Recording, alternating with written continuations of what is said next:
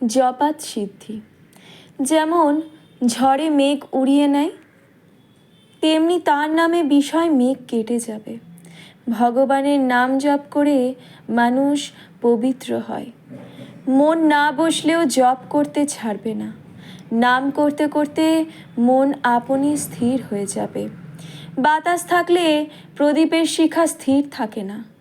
কামনা বাসনা থাকলেও মন স্থির হয় না।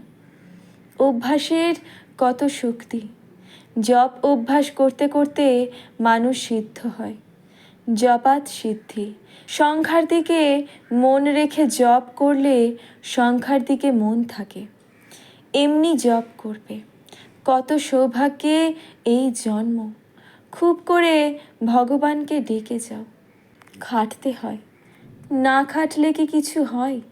সংসারের কাজকর্মের মধ্যেও একটি সময় করে নিতে হয়।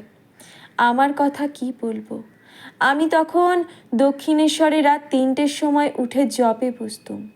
জপ ধ্যান করতে করতে দেখবে ঠাকুর কথা কইবেন। মনে যে বাসনাটি হবে তখনই পূর্ণ করে দেবেন। কি শান্তি প্রাণে আসবে। প্রণাম শ্রী শ্রী মা।